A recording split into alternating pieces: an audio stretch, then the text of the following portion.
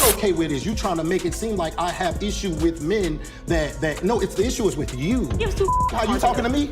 You didn't talk. You don't do that when you on. You don't do that when you're around nobody else. You don't care about me either. Why would you do? Why would you go harder on somebody you care about than somebody you don't care about? That absolutely makes no sense. Because I don't have no. That makes no sense. You're supposed to be more subtle and more open to communication with me. Because it's frustrating me that you keep asking me. That's what's it's not keep asking. I only ask you when the situation and you lied about. There's something about Trisha that has everyone in Huntsville whispering behind closed doors. People can't help but talk, because while most folks seem to be playing a simple game, she looks like someone moving pieces on a chessboard. The divorce is official. Marquez is out of the picture, at least on paper. But if anyone thought that meant the storm had passed, they were wrong. The clouds are just starting to gather, and right in the middle of all this, Ken doesn't look like a real partner anymore. He looks more like a pawn, waiting to be moved. When the judge approved Trisha and Marquez's divorce, it wasn't just paperwork being signed. This wasn't two people splitting quietly and moving forward with their lives.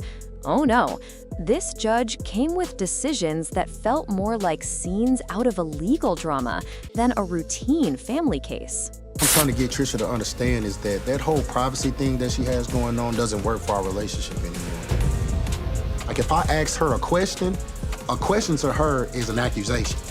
And I'm like, no, an accusation is an accusation. An accusation is me telling you, you did this. Me asking you a question is trying to figure out what actually went on, and it's not me. I can't tell you what you did if I don't know what you did.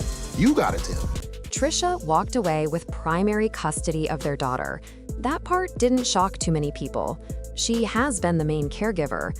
But Marquez didn't just get restricted. He was placed under conditions so strict that they raised eyebrows all over town. He must pass 3 drug tests in a row. He has to secure a place of his own with utilities in his name. He must prove stability before he can even dream of his daughter spending a night under his roof. Courts don't usually go that far unless they don't trust what they're seeing. It was as if the judge said directly, "We don't believe you." And Marquez isn't the only one feeling the heat. Trisha herself got hit with a restriction that flipped her world upside down. The court ruled she cannot live with a romantic partner unless they are legally married. This isn't a suggestion, it's binding law, with a deadline attached. And guess whose name is tangled in that clause? Ken's. Now everything is more complicated. People around town already noticed that Ken had been in and out of Trisha's home like it was his second address. 3 weeks staying over, then gone for a week, then back again the following weekend.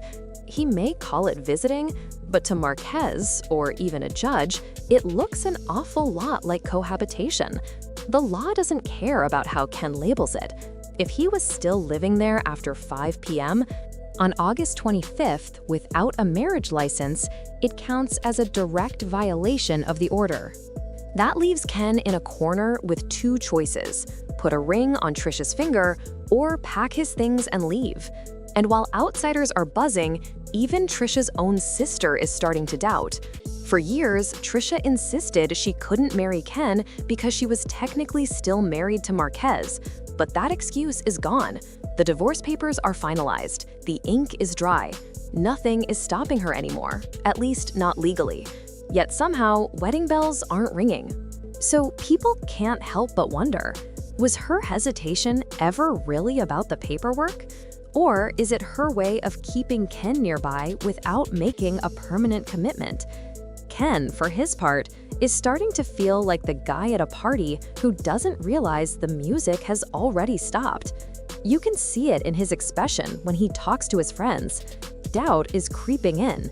He's asking questions, the kind that cut deep. Am I just a backup plan while she figures out what she truly wants? And let's be real, if you've been with someone this long and marriage is still a shaky subject, then what exactly are you doing? That's what makes the situation messy. It's clear that Ken loves Trisha, or at least he feels a strong tie to her. Maybe it's loyalty, maybe it's the weight of history. Or maybe it's hope, the kind that keeps telling him it'll all work out in the end.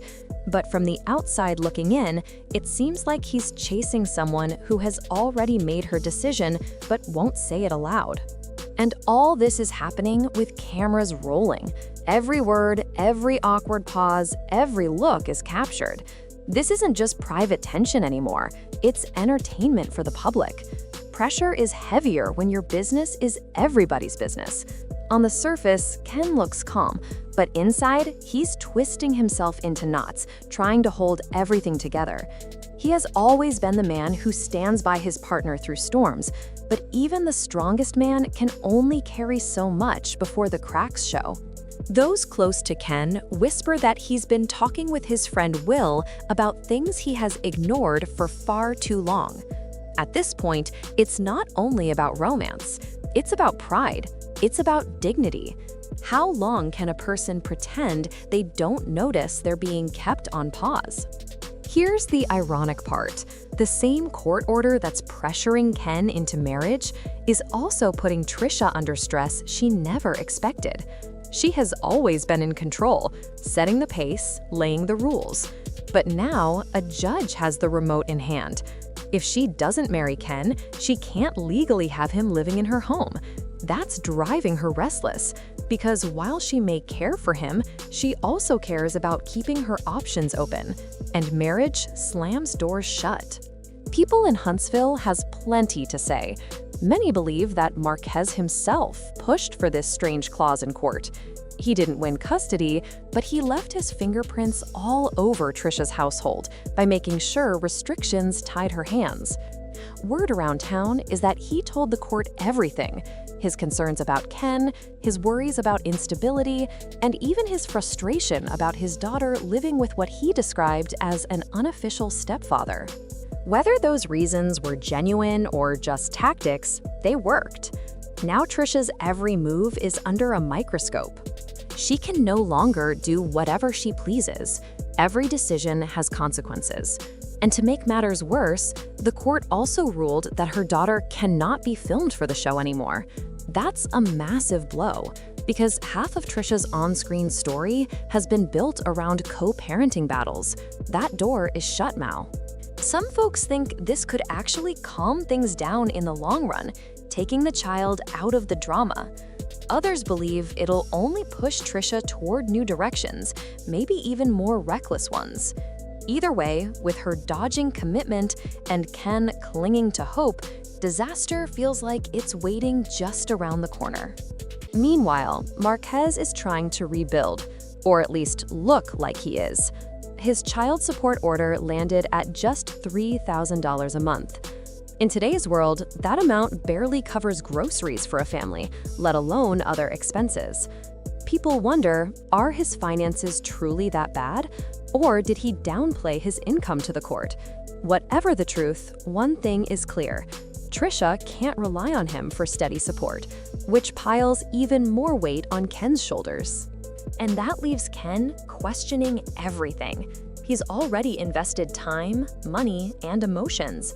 Now the court's deadline is pushing him toward a life-altering decision. Is he marrying Trisha because he genuinely loves her, or because the law is forcing his hand? And if he chooses to walk away, will everyone assume his love was never real in the first place? These questions don't have easy answers. But in Huntsville, where everyone watches and gossip never rests, they only get louder with time. Trisha's silence might be the loudest thing in the room. Ken wants clarity, either a yes or a no. But what he gets are half answers, sidestepped conversations, and moments that feel rehearsed. That's not hesitation, that's calculation. It feels less like a woman unsure of love and more like someone weighing marriage as if it were a business contract. Ken is beginning to realize that love with strings attached feels like employment. He's doing a job he never signed up for, with responsibilities that don't match the reward. His friends have noticed. Some of them have pulled him aside, quietly telling him what everyone else has been too polite to say. Maybe he's working too hard for a woman who isn't ready to build a life. Maybe he's planning for forever with someone who only wants something temporary. The worst part? Deep down, he knows they're right, but walking away feels like surrender. And Ken isn't the type of man to surrender. Not to people, not to promises, not even to situations stacked against him. Still, the house doesn't feel the same anymore. Tension lingers in the air like a storm before rainfall. Trisha avoids his eyes whenever marriage comes up. She switches topics whenever Ken mentions the future. She's careful, but her actions reveal more than her words. She's trying to keep things steady enough not to collapse, yet not secure enough to move forward. On the other side, Marquez is stepping up, or at least putting on a show.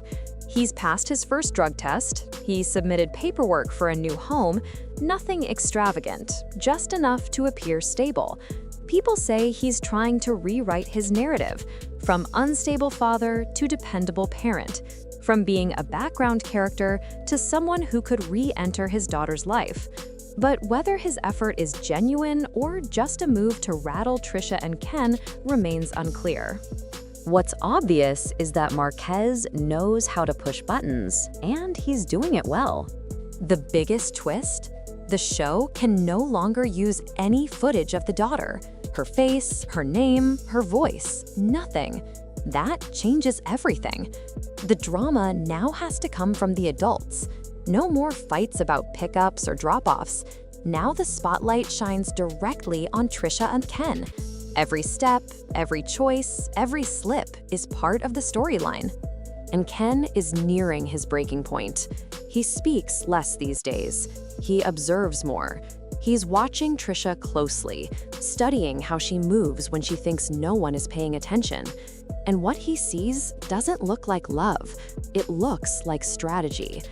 He sees a woman juggling court restrictions, financial pressures, and public image, all while keeping him close enough not to leave, but not close enough to commit.